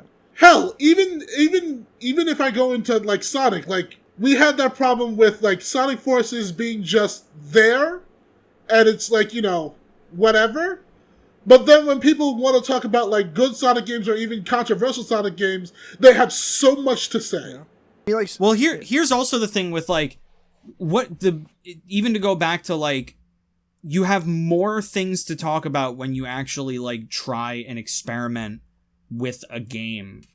Because think about the era of Sonic that people talk about the most. It's the quote-unquote dark era of Sonic, like the early 2000s up until 2010, when we got shit like Shadow with a gun, Sonic with a sword, Sonic in the Arabian fucking Nights, like, you know, like Sonic Heroes, Sonic Adventure 2, Sonic Adventure like in Sonic, general. Sonic went to some weird places in the 2000s, but you can't say that it's not unique. Bottles, literally what you're saying right now is, like, that has always been why I've stuck with Sonic and why I liked, like, I mean, like, not every game is great. Not every game is perfect. Like Secret Rings, I can't, in my heart, say is a great game.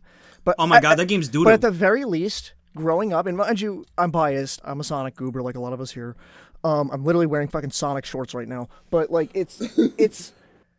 I always knew buying a Sonic game was, like, I was expecting something, like, I would be getting something different. Something maybe familiar, but something different. And I was always very fond of that with Sonic, even during, like, the bad period, the dark period or whatever. That being said, I love Shadow the Hedgehog with all my heart, and I'll die on this hill. I love that game. Like, you're right, Lucas. You would get some sort of spectacle. Yeah, it's...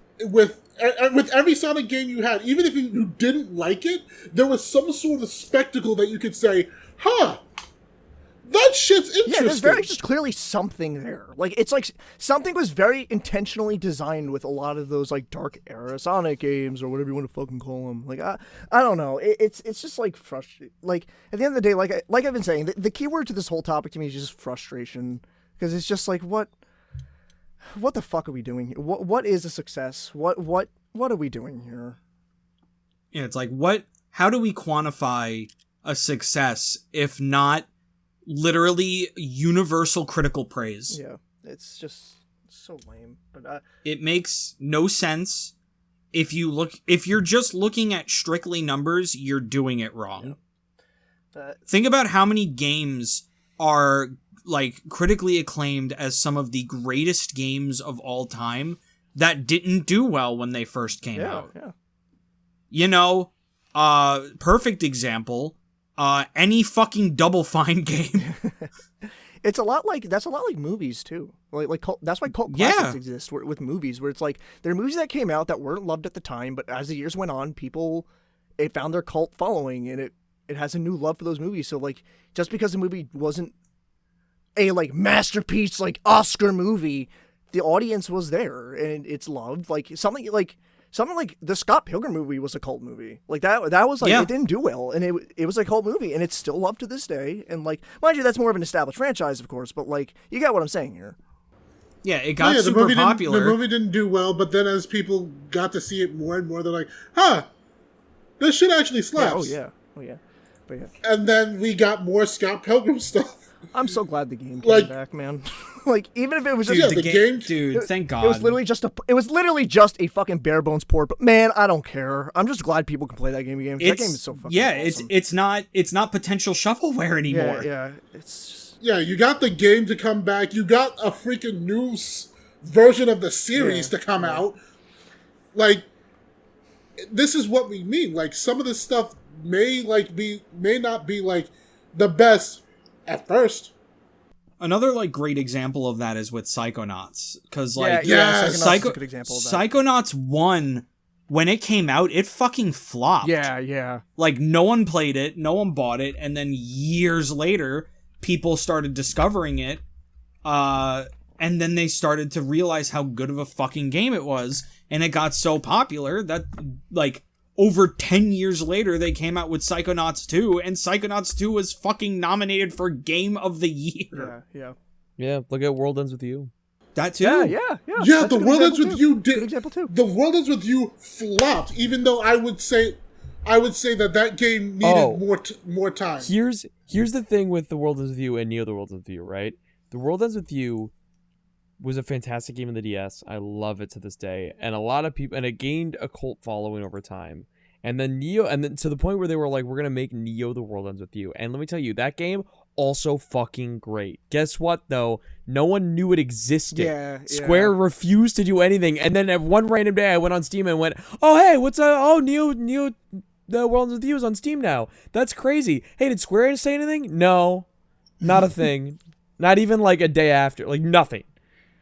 Like, I'm like, and then they go, The World Ends With You not really performing well. And I go, wait, what are you talking about it? Why? Like, because you don't tell anybody that it's there. It's almost like you want it to fail. It's like, I can't imagine being the dev team of that game in that instance. Like, how do you fucking watch your fucking company not say anything about your game? Yeah. And it's funny because, like, people like the characters of The World Ends With You because guess where they were put? In freaking dream drop distance, baby. They literally became part of the Kingdom Hearts franchise. It's just, it's one of the things that pisses me off in this industry the most is when a game comes out and it just has no marketing and then they wonder what happened. Yeah. Like, it's just, yeah. It's so crazy. Bring It All Home is just like, hi, this sucks. This sucks. That basically that sums it up pretty nice. Really play these good games that have been shafted. I can't recommend Redfall, but play some of Arkane's other good stuff. You know, like they did like Dishonored. People really like those. Like, just appreciate these games that came out. Oh, man, it just sucks. Also, like for all of you like only AAA gamers out there, you know. The ones that are only playing, like, the Call of Duties, the freaking Halos, the whatever.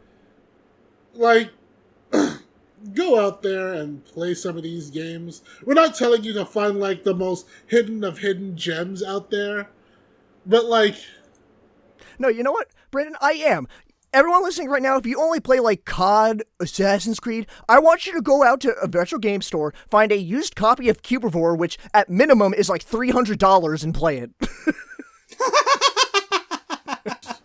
Why that game Wow. Because that game's specifically? obscure as fuck, and no one ever talks about Cube before, and I very happily own it. Go to your local game store and find a used copy of Scooby-Doo Monsters Unleashed on the Game Boy Advance.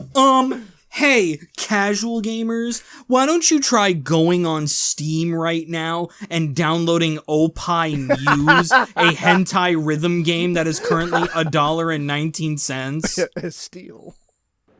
Don't throw I'm just music scrolling at through that. Steam. I just scroll past that.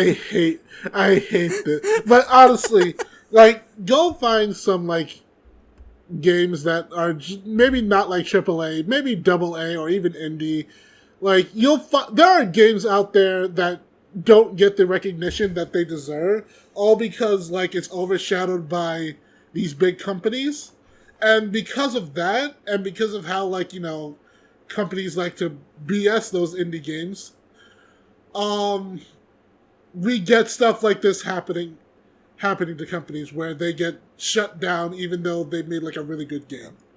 Yeah, and like you never know who it could be. So, you know, go out there and find an indie dev for you. Like for instance, you could go on Steam right now and play Hentai Asmodeus. Pretty good game.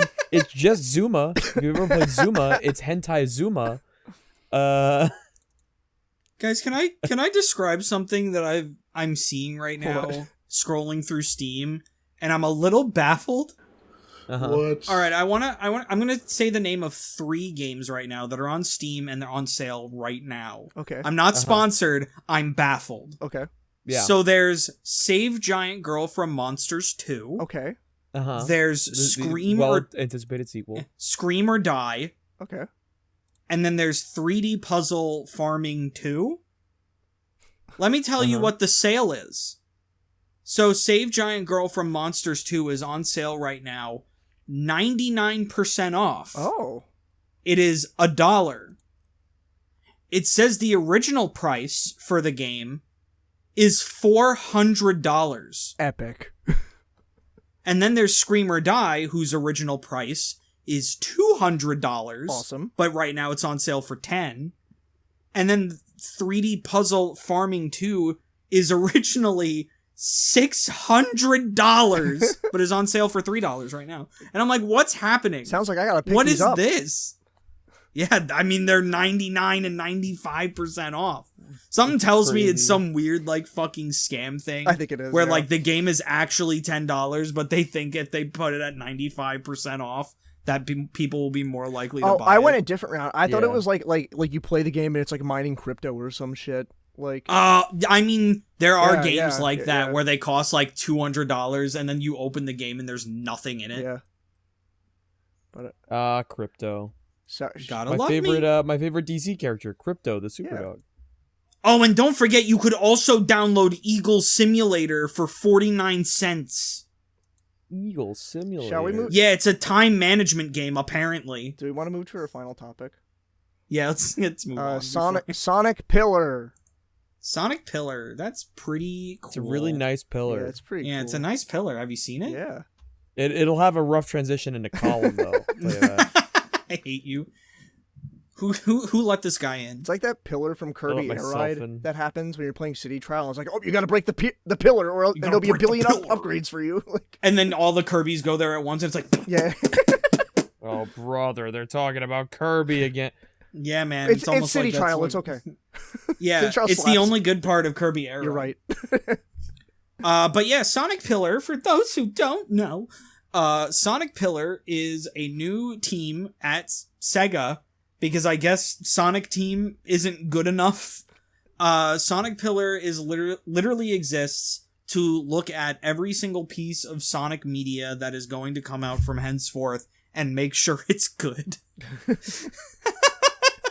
You know, if they fucking listen. Apparently, Sonic Pillar... So, I actually made an interesting discovery. Apparently, Sonic Pillar kinda already has been around, Uh-huh. because they're credited in the murder of Sonic the Hedgehog. Okay. But I guess they're gonna be way more prominent, and Sega essentially said that their goal with Sonic Team and Sonic Pillar is that they're going to try to literally make a piece of Sonic media every year. Okay. So like that essentially includes like we're either going to come out with like a game, a movie, DLC, or a show. We're going to try to do at least one of those every year. So like this year they're going fucking nuts with the Year of Shadow, so we're getting like Sonic Movie 3, we're getting Sonic X Shadow Generations, all the Lego Sonic stuff. We already got the Knuckles show. So they're really trying to make, trying to make Sonic the Assassin's Creed of Sega now. Where they're just going to do like a yearly release, and hopefully it pans out for them. I don't know. I don't really understand why we need a team specifically dedicated to making sure a game is good. Like maybe just make a good game. Yeah. So here's the thing. Here's the reason why I think this is actually really fucking cool. Because based on its description as what we've heard of it, it sounds like they're doing this because they're Sega and they know that they're gonna keep putting money into Sonic games. They need to keep making Sonic games. It's their blood. It's their fucking. This is the blood of my people. But it's the fucking way they make their fucking money, right? But we also know that they're planning to do big fucking revivals of other IPs. Yeah. Like I legitimately think Sonic Pillar's existence is purely because we don't want to split our team again. Yeah. For other things. Honestly, Sonic Pillar. Sonic Pillar might literally just be like, hey, please just work on Sonic so that we can focus on Jet Set and Shinobi and all that shit that we're making. Yeah, I forgot those were coming out. Those were a thing. That's exciting. Crazy Taxi. Oh yeah. even? Oh yeah. Was Altered Beast one of those? Because if it's not, it should be. I don't think it was. It wasn't. That's cringe. They should make a new Altered Beast. I'm down. What about Boogerman? Should we get a new Boogerman game? No, but what was it? What was it that they were actually? Oh, it was a new Golden Axe that they were getting. Yeah, that's pretty cool. We need a new Sega Superstars. Power Stone, please. Oh wait. I want a VR. No. You're right. Yeah. Bring back Power Stone. Power Stone. Well, correct. well, I corrected myself because I'm like, wait, no, that was more so Capcom. It just was on the Dreamcast. Yeah. I want a VR Sega Superstars. Give it to me. All right, yeah, sure. I want shittily controlled VR games just like they tried to do on the iToy. Where ironically the worst game on the collection was the fucking Sonic one. I want a VR Space Channel 5. Yo. No elaboration. I want a VR. No, I want a first-person VR Super Monkey Ball game. Oh no! Fucking kill me. Here's the thing. I want a VR Space Channel 5, but specifically, I'm in the most front row seat of the stage, right near Ulala. Hell yeah. And I refuse to elaborate further. No, yeah, I definitely think there's potential with Sonic Pillar, like to really kind of like streamline that. And like you guys said, I think it does sound like more so like to break up the team between like, hey, you're all strictly focused on Sonic while everyone else will be focused on right, because like Sonic Team has never been just Sonic. Yeah. This is true. Yeah, this is true. So they started out that way, and then they forgot. It's just one of those. I'm totally on board with it because I'm like, if this is what it takes for Sega to do other things other than Sonic, is that they're gonna keep doing Sonic, but they're just gonna have a dedicated team of the fucking A team of Sonic, fucking rolling in. Who's Mr. T? Who's Mr. T? Knuckles? I'm gonna punch him. Wait, hold on.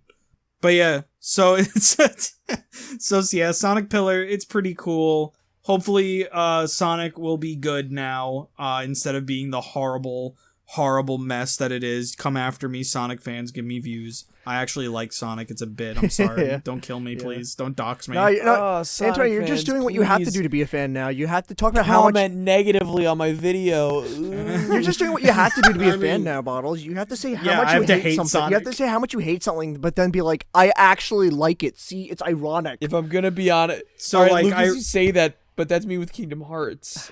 I Lucas, Also, Lucas, you say that, but that's me with FNAF. I mean, that's you. It's not me. Listen, I'm just. That's listen, fair. I'm 100% saying when it comes to Kingdom Hearts, only the true fans are the ones that understand the story is crap.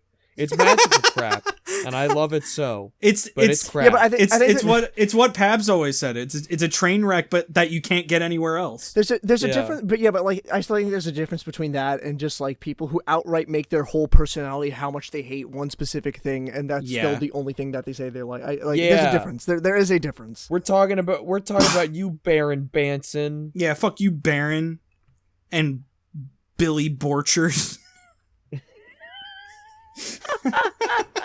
Oh my god.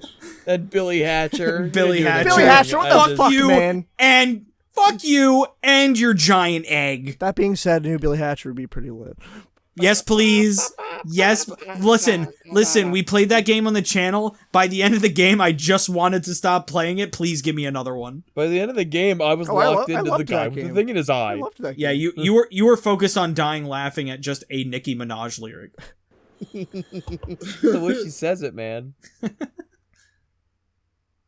Yeah, it's like my a pelican flies something with a guy with a thing in his eye. Guy with it.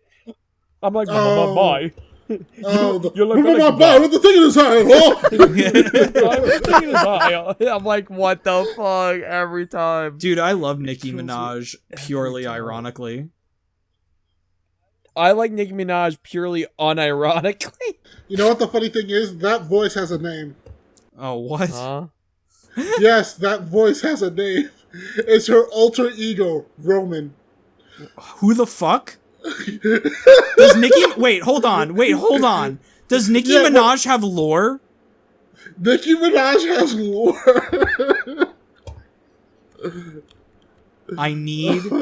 I have a mighty need to learn a Nicki Minaj lore.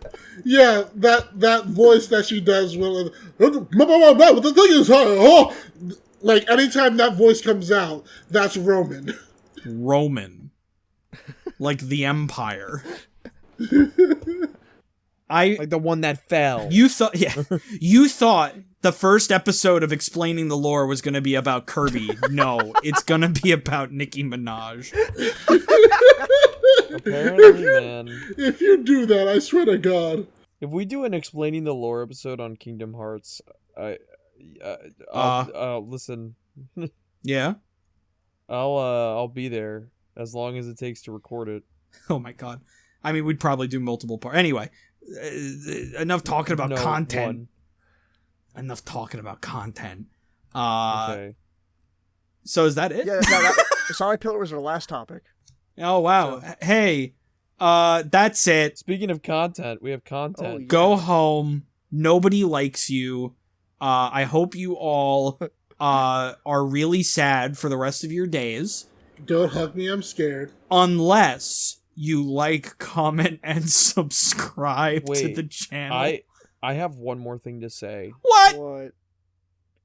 No, I'm kidding. Lethal Company skin is coming to Fortnite as well as the dance. I just wanted to point that out. Thank you. Everyone listening right now, we now know that the Lethal Company skin. That is cool though, because that's like a small indie game. Like that actually is a cool thing that. Can we get a round of applause for Fortnite? Fortnite, everybody. It's just an engine now. It's just Number 1 victory royale. Yeah, Fortnite, we're about to get down. We're about to get down. Get down. 10 kills on the board right now. Just wiped out to me. Just wiped out to me. That I could actually do. I hope that kid actually becomes a musician. Me too. He's my hero. I fucking love that kid. I legitimately want to be in the timeline where like a super famous musician rises the ranks and like becomes like the number 1 fucking like pop star in the world, and he's like, yeah, I'm the guy who did the Tomato Town song. Fuck yeah, dude. I made Chug Jug. Dude, I love I just love the part of that song where he just goes, we could be pro Fortnite gamers. Pro Fortnite. Take me to your end. Like he fucking veers off slightly and then kicks right back in. It's great. Kills me every fucking time. All right. Anyway, back to the outro. if you like what you saw, please like, comment, and subscribe if you want to see more stuff like this. And please, if you want to help support the channel, there's a merch store in the description below. So you can go and buy merch there. We got t-shirts, we got mugs, we got stickers, we have other things. We don't. It's just those 3 things. So help support the channel best you can. You could also join the Discord server, the link in the description below. We're going to start doing monthly movie nights, so if you want to just like chill and watch a movie with me and potentially others in the GCN crew and other fans. Do we already have a winner for the first movie night, actually? Yeah, it's definitely Kung Fu Panda. It's going to be Kung Fu Panda. Now, listen, I wish it was Windy City. What the fuck is that? Like,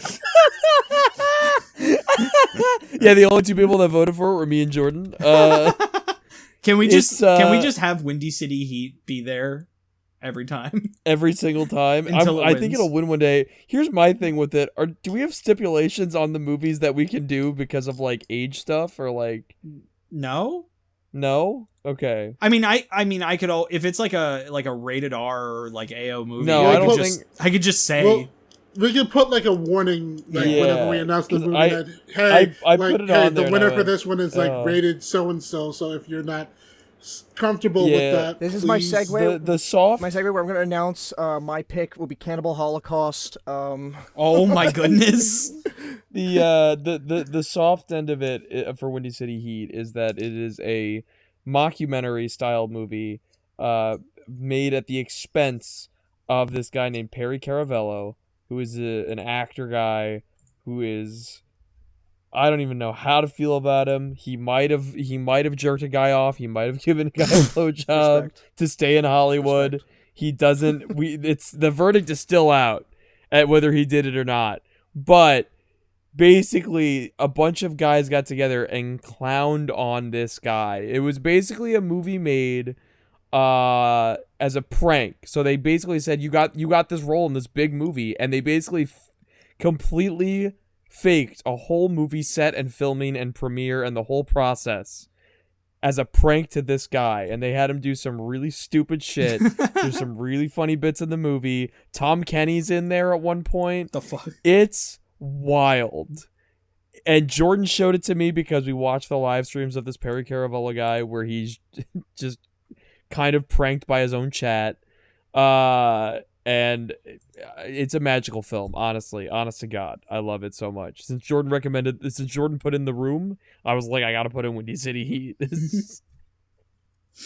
But yes, Kung Fu Panda won. Sonic the Hedgehog was a close second. So yeah, we do Discord movie nights every month. Probably the first or second Saturday of every month. I'll usually announce it beforehand along with the poll. So you can go into our Discord server, even just to hang out, just to like chill, talk about games. We just talk about games in there in general, or the streams that we do. You just have a good time, and you all have other things on the internets, so talk about it. It's true, I do have other things on the internets. You're right, Bottles. Hi, everyone. My name's Lucas. I'm the humble little host of the YouTube channel Pal Pop. I do game streams there. Usually try to do two a week. We're finally getting back to the flow of it because, as I hinted at earlier in the podcast, I was having internet issues, but that's more or less resolved now, so I'll be back to my normal schedule there. I have a Twitter at LScribbleShack, at PalPop, where I'll post art. I have been slacking on that a little bit, but that is an avenue there if you want to see some art content too. I have some very interesting stuff in the works over the course of the next few months, and yeah, that's all for me for right now.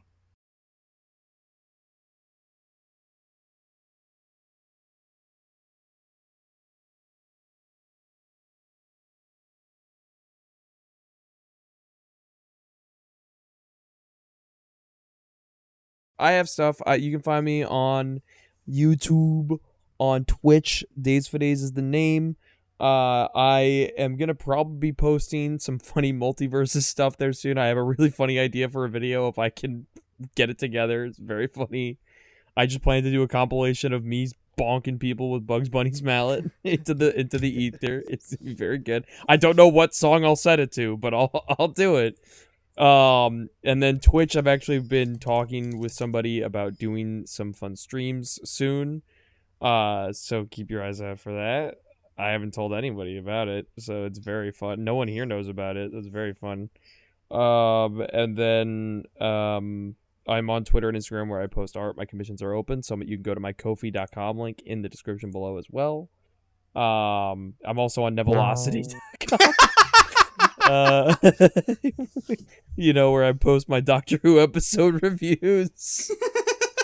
But I have to, of course, part of my contract with Nevelocity is iCarly sucks. It is a stupid web show. They are stinky.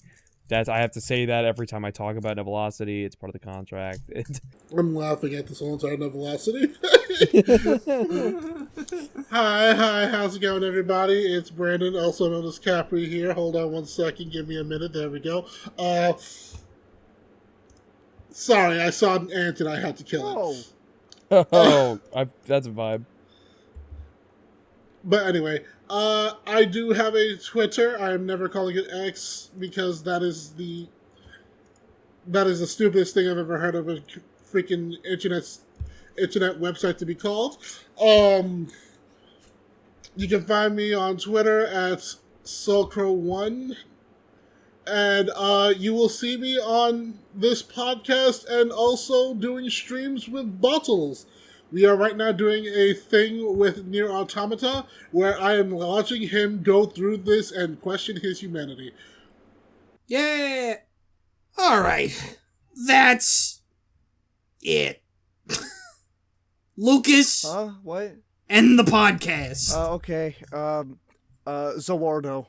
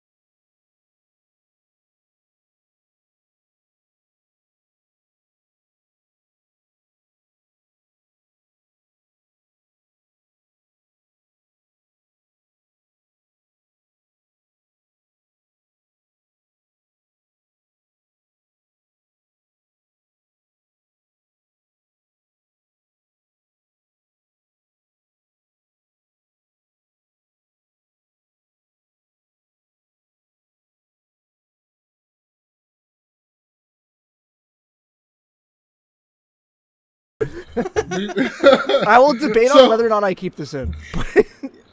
Don't we always? Yeah. I mean, go for it at this point. Okay. It'll be a quirky intro that'll take you longer to edit than the actual fucking podcast. Probably. I had to do a little cough there to make sure I was still recording.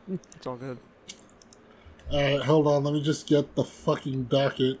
Oh yeah, let me do a little cough to make sure I'm still recording.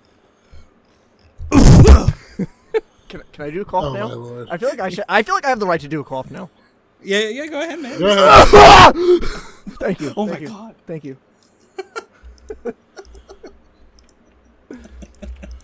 So how we starting this shit? I don't know.